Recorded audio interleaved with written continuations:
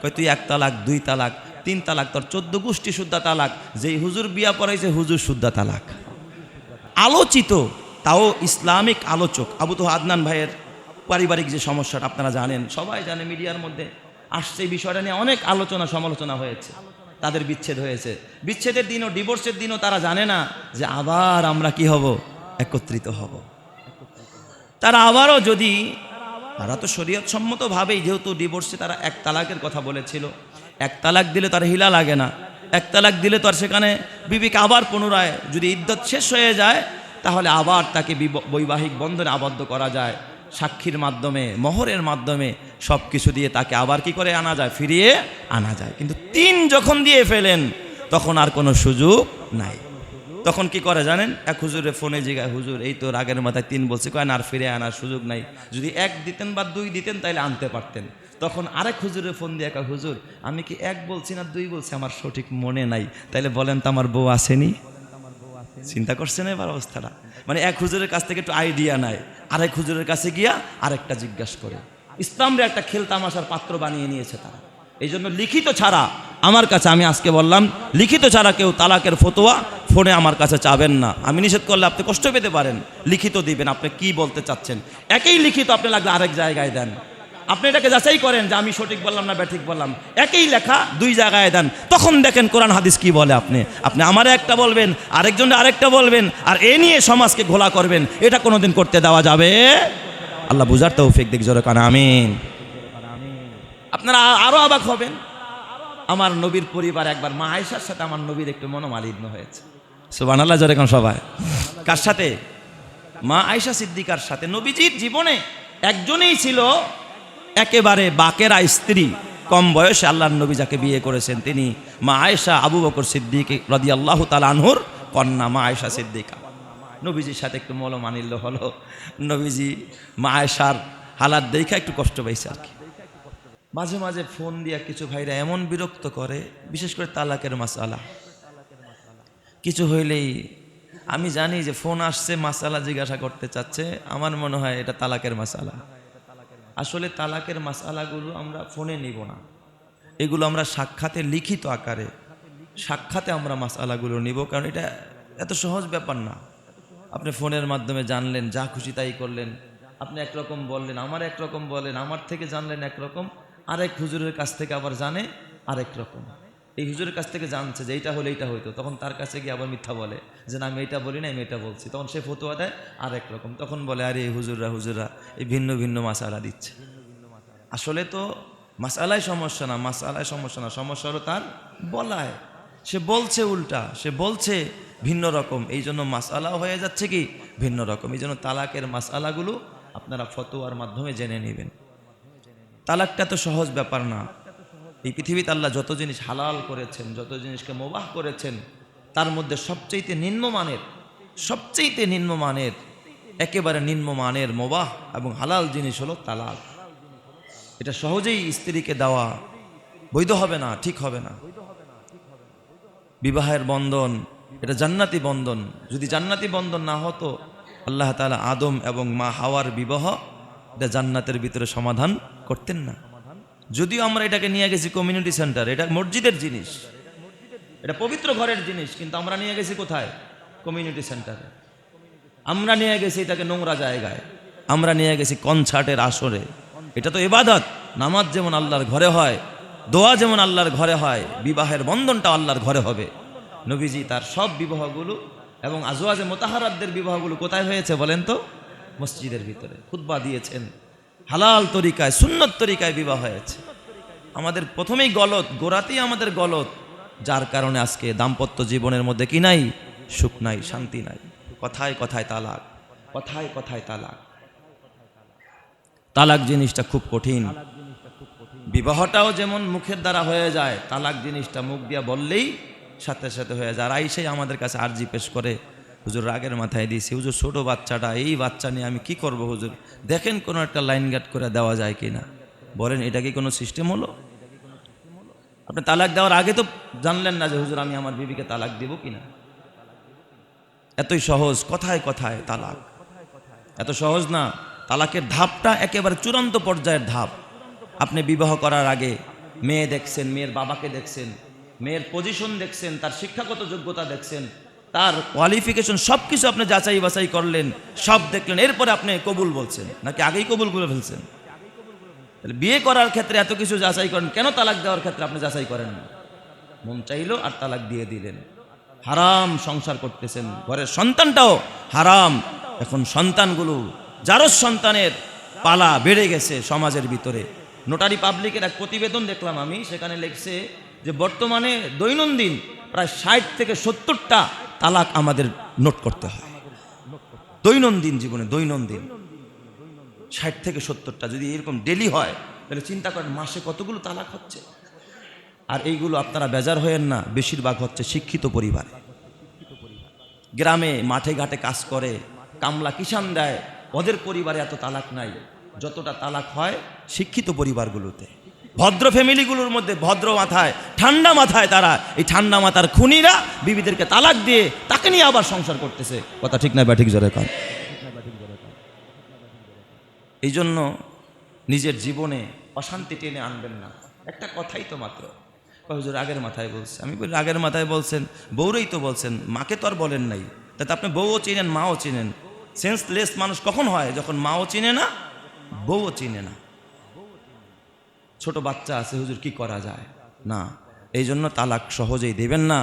নারী জাতি এরা একটু, আল্লাহ তাআলা এদেরকে একটু বাঁকা করে তৈরি করেছেন। হাদিসের মধ্যে আসছে এদের মেজাজ অল্পতেই রেগে যায়, আবার অল্পতেই আপনি এমন কথা বলবেন, দেখবেন ওরা চোখ বেয়ে বেয়ে পানি পড়বে, ওরা আপনার ভক্ত হয়ে যাবে। ওদের দিল থাকে নরম, অল্পতেই রেগে যায়, আবার অল্পতেই দেখবেন খুশি হয়ে যায়।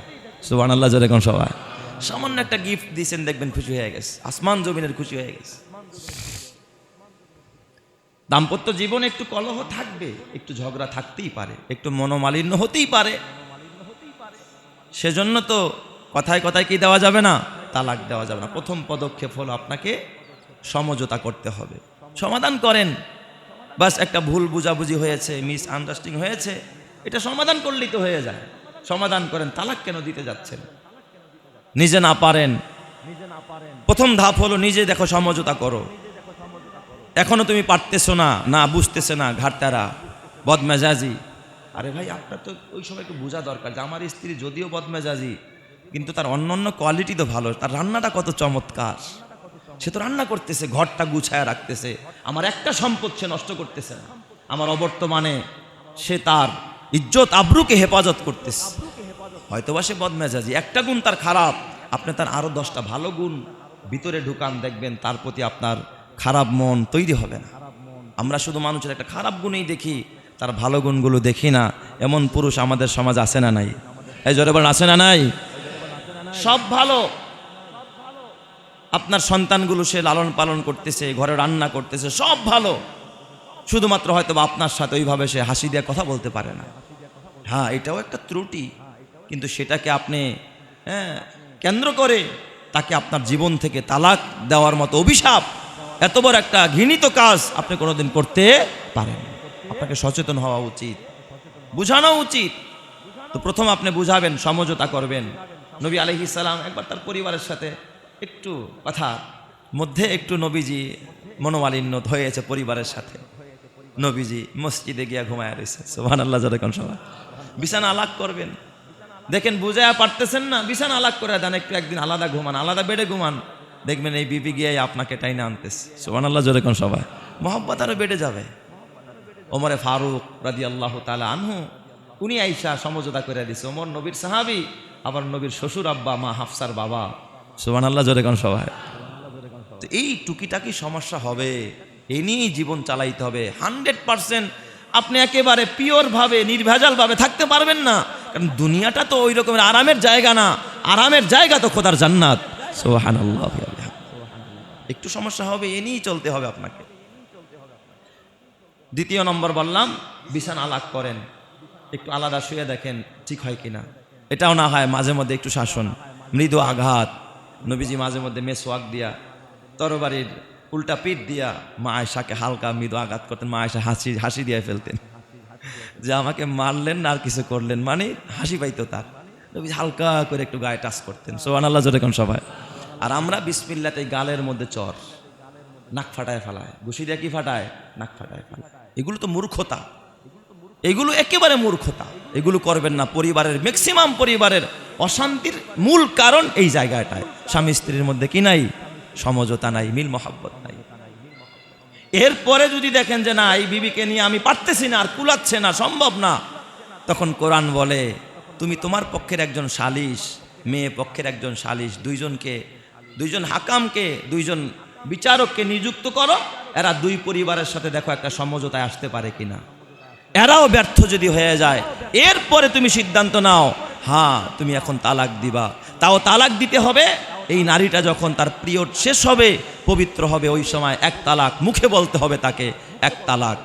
এরপরেও যদি তুমি দেখো যে না ভুল সংশোধন করতে চাচ্ছ, তাহলে এই তার ইদ্যত শেষ হওয়ার আগে আগে তুমি যদি তার সাথে আবার স্বামী স্ত্রী সুলভ কোনো ব্যবহার করো, তাতে তোমার স্ত্রী আবার তোমার কাছে ফেরত চলে আসবে এক তালাক দিলে। আর আমাদের মূর্খের দল, জ্ঞান পাপী, এরা বিসমিল্লাতেই 3 মারে। বিসমিল্লাতে কি মারে? 3। কথা নাই বার্তা নাই, কই তুই 1 তালাক, 2 তালাক, 3 তালাক, তোর 14 গোষ্ঠী শুদ্ধা তালাক। যেই হুজুর বিয়া পড়াইছে হুজুর শুদ্ধা তালাক। আছে না নাই? বাস একেবারে 3 মাইরা দেয়। এর কাছে বিসমিল্লাতে 3-এর কম আর নাই। তো আপনি যে মূর্খ, আপনি যে একজন জ্ঞান পাপী, এটা তো এই কথার দ্বারাই বোঝা যায়। কেন আপনি এই কাজ করতে গেলেন? এটা তো অতিরঞ্জন, অতি বাড়াবাড়ি। এই কাজ করা যাবে? বলেন এই কাজ করা যাবে? যদিও দিতে হয় কয়টা? একটা। 3 কথা বললেন তো, এরপরে হুজুর কেন আসমান থেকে ফেরেশতা আনলেও সমাধান নাই। 1 দিলেও তো সমাধান আছে, 3 দিলে জীবনও কি নাই? সমাধান নাই। সাবধান হবেন তো ইনশাআল্লাহ।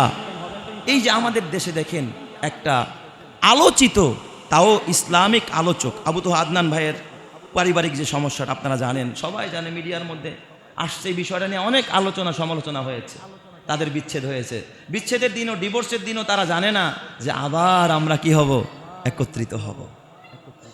তারা আবারও যদি, তারা তো শরীয়ত সম্মতভাবেই, যেহেতু ডিভোর্সে তারা 1 তালাকের কথা বলেছিল, 1 তালাক দিলে তার হিলা লাগে না। 1 তালাক দিলে তো আর সেখানে বিবিকে আবার পুনরায়, যদি ইদ্যত শেষ হয়ে যায়, তাহলে আবার তাকে বৈবাহিক বন্ধনে আবদ্ধ করা যায়। সাক্ষীর মাধ্যমে, মোহরের মাধ্যমে সব কিছু দিয়ে তাকে আবার কি করে আনা যায়? ফিরিয়ে আনা যায়। কিন্তু 3 যখন দিয়ে ফেলেন, তখন আর কোনো সুযোগ নাই। তখন কি করে জানেন? এক হুজুরে ফোনে জিগায়, হুজুর এই তো রাগের মাথায় 3 বলছে, কয় না আর ফিরে আনার সুযোগ নাই। যদি 1 দিতেন বা 2 দিতেন তাইলে আনতে পারতেন। তখন আরেক হুজুরে ফোন দিয়ে, কয় হুজুর আমি কি 1 বলছি না 2 বলছি, আমার সঠিক মনে নাই, তাইলে বলেন তো আমার বউ আসেনি? চিন্তা করছেন এবার অবস্থাটা? মানে এক হুজুরের কাছ থেকে একটু আইডিয়া নেয়, আরেক হুজুরের কাছে গিয়া আরেকটা জিজ্ঞাসা করে। ইসলামরে একটা খেলতামাশার পাত্র বানিয়ে নিয়েছে তারা। এই জন্য লিখিত ছাড়া আমার কাছে, আমি আজকে বললাম, লিখিত ছাড়া কেউ তালাকের ফতোয়া ফোনে আমার কাছে চাবেন না। আমি নিষেধ করলে আপনি কষ্ট পেতে পারেন, লিখিত দিবেন আপনি কি বলতে চাচ্ছেন। একই লিখিত আপনি লাগলে আরেক জায়গায় দেন, আপনি এটাকে যাচাই করেন যে আমি সঠিক বললাম না ব্যাঠিক বললাম। একই লেখা 2 জায়গায় দেন, তখন দেখেন কোরআন হাদিস কি বলে। আপনি আমারে একটা বলবেন, আরেকজনের আরেকটা বলবেন, আর এ নিয়ে সমাজকে ঘোলা করবেন, এটা কোনোদিন করতে দেওয়া যাবে? আল্লাহ বুঝার তৌফিক দিক, জোরে কান আমিন। আপনারা আরো অবাক হবেন, আমার নবীর পরিবার একবার মা আয়েশার সাথে আমার নবীর একটু মনোমালিন্য হয়েছে। সুবহানাল্লাহ, জোরে কান সবাই। কার সাথে? মা আয়েশা সিদ্দিকার সাথে। নবীজির জীবনে একজনেই ছিল একেবারে বাকেরা স্ত্রী, কম বয়সে আল্লাহর নবী যাকে বিয়ে করেছেন তিনি মা আয়েশা আবু বকর সিদ্দিক রাদিয়াল্লাহু তাআলা আনহুর কন্যা মা আয়েশা সিদ্দিকা। নবীজির সাথে একটু মনোমালিন্য হলো। নবীজি মা আয়েশার হালাত দেখে একটু কষ্ট পাইছে আর কি। তো এখন মা আয়েশা নবীর সাথে কথা বলে না। নবী কথা বলতে চাইলেও মা আয়েশা কি বলে না, কথা বলতাম না। মেয়েদের একটু জিদ কি থাকে, একটু বেশি থাকে, কথা বলবে না। নবীজি একদিন ডাকলেন, আয়েশা আসো, 2 জনে আমরা মিউচুয়াল করে নেই, সমাধান করে নেই। সুবহানাল্লাহ, যেরকম সবাই। মা আয়েশা ডাক দিয়া বললেন, না হবে না, তাইলে কাউরে দিয়ে আমরা সমাধান করাই। আয়েশা আসো, তুমি কারে বলো, কারে তুমি বিচারক মানবা, কারে দিয়া সমাধান করাইতে চাও, আপনিই বলেন। নবীজি আমার ডাক দিয়া বলেন, আয়েশা আমার সাহাবী হযরতে ওমরকে ডাকি, ওমর আয়েশা সমাধান করে দিবেন। কারণ এই পৃথিবীর মধ্যে হযরতে ওমর ছিলেন সবচেয়ে বড় ইনসাফগার। চিৎকার মেরে কন্যা আল্লাহু আকবার। ওমরের মতো একজন ইনসাফগার মানুষ, ওমরে ডাকি। মা আয়েশা বললেন, ইয়া রাসূলুল্লাহ, না, ওমর তো গলিজুল লাহান, তার কণ্ঠ বড়, খুব কঠোর মানুষ। এরে ডাইকেন না, এরে ডাকলে আমার ভয় হয়, ওমরে ডাকলে আমার কি হয়, ভয় হয়। নবীজি বললেন, আয়েশা তাহলে তুমি বড়, কারে দিয়া সমঝোতা করব, কারে দিয়া সমাধান করাবো? মা আয়েশা ডাক দিয়া বললেন, নবীজি তাহলে আমার বাবা আবু বকরকে ডাকান, কারণ এই উম্মতের মধ্যে সবচাইতে দরদি উম্মত ছিলেন আবু বকর। আমরা জুমার খুতবার মধ্যে বলি আরহামু উম্মতি বি উম্মতি আবু বকর, এই উম্মতের মধ্যে সবচাইতে রহম দিনওয়ালা, সবচাইতে নরম মানুষ ছিলেন হযরতে আবু বকর। চিৎকার মেরে কন্না আল্লাহু আকবার। দুনিয়া কি সাদাকত মে তেরা নাম রহেগা, दुनिया की सदाकत में तेरा नाम रहेगा, सिद्दीक तेरा नाम से इस्लाम रहेगा, सिद्दीक तेरा नाम से इस्लाम रहेगा, दुनिया की अदालत में तेरा नाम रहेगा, हैदर उमर तेरा नाम से इस्लाम रहेगा। जोरे कौन सुबहानाल्लाह। तो उमर ছিলেন সবচাইতে আদাল, আর হযরতে ওমর আবু বকর ছিলেন সবচাইতে আরহাম, সবচাইতে দয়ালু মানুষ। সুবহানাল্লাহ জোরে কান সাহেব। মা আয়েশা মানলেন, ঠিক আছে আমার বাবা হযরতে আবু বকরকে ডাকা। নবীজি আবু বকরকে ডাকলেন, স্বামী স্ত্রী এক জায়গায় বসছেন, মীমাংসা করবেন কে? বাবা আবু বকর। আবু বকর আসছে, কেমন পরিবার? নবীজি ডাক দিয়া বলেন, আয়েশা কি হয়েছে না হয়েছে তুমি আগে বলবা না আমি বলবো? আয়েশা তুমি চাইলে তোমার বাবা আবু বকরের তুমি খোলা বলো কি ঘটনা ঘটছে, তুমি আগে বলবা না আমি আগে বলবো? হযরত আয়েশা ডাক দিয়া বললেন, স্বামী আমার, আমি বলতে চাই না, আপনিই বলেন, তবে সত্য বললেন। সুবহানাল্লাহ বলবেন না সবাই? মহিলারা দেখবেন একটু কথা কি করে, এক্সটেনশন বাড়ায় বাড়ায় বলে, খালি বলবেন ঠিক আছে কিন্তু কি বললেন? সত্য কথা বললেন, মিথ্যা বললেন না কিন্তু। আবু বকর সামনে বসা, আবু বকরের চেহারা লাল হয়ে গেছে, কালো হয়ে গেছে।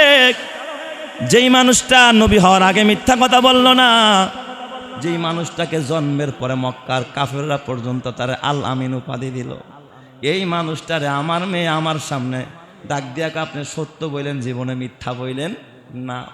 আর কথা নাই, কিসের কথা শুনবে? আবু বকর উঠা দাঁড়ায় গেলেন, অমনি হাতের একটা চর মেয়ের ঘাড়ের মধ্যে অমনি চর একটা বসায়া দিছে, জোরে একটা চর মারা দিছে। এত বড় সাহস, তুই আমার নবীরে বলো যে সত্য বললেন, তার মানে কি আমার নবী মিথ্যা কথা বলে? চর খায়া হযরত আয়েশা ব্যথা পাইছে, কাঁদতেছে। কান্না করার পর হযরতে আয়েশা যখন দাঁড়ায় গেছে, আমার নবীজি মাঝখানে দাঁড়ায় গেছে। বাবার মেয়ের মাঝে আমার নবী হাত বাড়ায় দিয়া ঢাল হয়ে দাঁড়ায় রইছে, যেন বিবি আয়েশার গায়ে আবু বকর আরেকটা চর মারতে না পারে। আমার নবী দাঁড়ায় গিয়া নবীজি আবার দুইজনের মাঝে মীমাংসা করে দিচ্ছে, বাবারে সরায় দিচ্ছে, বিবিরও সরায় দিচ্ছে। হযরতে আয়েশা নবীর পিঠটা ধরে পিছনে লুকায় রইছে। আমার নবীজি মুস্কি হাসি দিয়া মা আয়েশার দিকে তাকায়া ডাক দিয়া বলে, দেখো আয়েশা, আজকে যদি আমি তোমারে না বাঁচাইতাম, তোমার বাবা তোমারে মেরেই ফেলত। একগাল হাসি দিয়া আমার নবীকে জড়ায় দেয়া বলে, হুজুর আমারে মাফ করে দেন, আমি জীবনে আর কোনোদিন আপনার সাথে গোসা করব না। ইয়া রাসূলুল্লাহ, আপনি আমারে ক্ষমা করে দেন। চিৎকার মেরে কন্না আল্লাহু আকবার। এটা ছিল নবী পরিবারের ভালোবাসা। আবু বকর সিদ্দিকে খুশি হয়ে গেছে, যখন দেখছে স্বামী স্ত্রী কি হয়ে গেছে, মিলে গেছে, আর পরস্পরে মুস্কি হাসতেছে। আবু বকর খুশি হয়ে গেছে। আবু বকর ডাক দিয়া বলে, ইয়া রাসূলুল্লাহ, ওগো নবীজি, কষ্টের সময় আমাকে যেমন ডাকেন, আপনারা যখন খুশি থাকেন, আপনারা যখন আনন্দে থাকেন, ওই সময় একটু আমারে ডাইকেন। আপনাদের আনন্দ ঘন পরিবেশটাও আমি আবু বকর একটু দেখতে চাই। সুবহানাল্লাহ জোরে কোন সবাই। এই জন্য আমার নবী ডাক দিয়া বলতেন, আয়েশা তুমি কখন রাগ করো, কখন মন খারাপ করো, মেজাজ খারাপ করো, দুনিয়ার কেউ না বুঝলে আমি বুঝি যে আমার আয়েশা আমার সাথে রাগ করেছে। মা আয়েশা ডাক দিয়া বলে, নবীজি বলেন আপনি কেমনে বুঝেন আমি রাগ করলাম কিনা? নবীজি আমার ডাক দিয়া কয়, আয়েশা তোমার দোয়ার ঢং দেখলে আমি বুঝি তুমি রাগ করছো কিনা। কয় বলেন কিভাবে আপনি বুঝেন? কয় তুমি যখন নামাজের মধ্যে হাত তুলা দোয়া করো, তুমি যখন বলো মুহাম্মদের আল্লাহ আমারে মাফ করে দাও, ও মোহাম্মদের রব আমার এটা দাও ওটা দাও, তখন বুঝি তুমি আমি মোহাম্মদরে বড় ভালোবাসো। আর যখন দেখি তুমি নামাজের মধ্যে হাত তুইলা আমি মোহাম্মদের নাম বলো না, বলো ইব্রাহিমের আল্লাহ, ও মুসার আল্লাহ, ঈসার আল্লাহ, ও হজরতে হারুন নবীর আল্লাহ, তখন বুঝি আমার আয়েশা আমার সাথে অভিমান করেছে, আমার আয়েশা আমার সাথে রাগ করেছে। চিৎকার মেরে কন্না আল্লাহু আকবার। দুরফেশানি নে তেরে কত রুকো দরিয়া কর দিয়া, दुरफेशानी ने तेरे कतरू को दुनिया कर दिया, दिल को रोशन कर दिया, आँखों को बीना कर दिया। खुद न थे जो राह पर और को हादी बन गए, खुद न थे जो राह पर और को हादी बन गए। क्या नज़र थे, क्या नज़र थे जिसने मुर्दों को मसीहा कर दिया। जोरे जोरे कौन सुबहानाल्लाह। আপনাদেরকে একটা টিপস শিখায়া দেই, মনোমালিন্য যখন হয় আপনি একটু সবর করবেন ভাই, সবর করবেন। কারণ নবীজি বলেছে মুজাহিদ তো ওই মানুষ যে রাগের সময় নিজেকে কন্ট্রোল করতে পারে। বিবির জন্য তখন গিফট নিয়ে যায়, দেখবেন যতটা রাগ হয়েছে তার থেকে বেশিটা খুশি হবে, ঠিক না বে ঠিক? হ্যাঁ, যত রাগ হয়েছে তার চাইতে বেশি খুশি হবে। তোমার জন্য 3 পিস টানছে, এই লিপস্টিকটা আমার পছন্দ হয়েছে, নাও এই ক্রিমটা আনছি তুমি ব্যবহার করো, আমার কাছে খুব ভালো লেগেছে। হ্যাঁ, দেখবেন তখন কলার কথা বলবে, ঢং করার আর জায়গা পাও না, ঠিক না বে ঠিক? জোরে কন। ঘরের ভিতরে শান্তি আসবে, রহমত আসবে। কথায় কথায় তালাক দিয়েন না। এই জন্য যারা বিয়ে করছে এবং যারা করো নাই, তোমাদের কাছ থেকে আমি একটা ওয়াদা চাই, জীবনে রাগ করবা তো কিন্তু বিবিরে তালাক দিবা না। কারা কারা পারবা একটু হাত দেখাও। মাশাল্লাহ মাশাল্লাহ মাশাল্লাহ। ওই যে বাচ্চাও হাত তুলছে, আলহামদুলিল্লাহ। আর ও তো একদিন বিয়ে করবো, ঠিক না ঠিক? জোরে কন। আল্লাহ তাআলা আমাদের সবাইকে বুঝার আমল করার তৌফিক দান করুক, সকলেই বলে আমিন।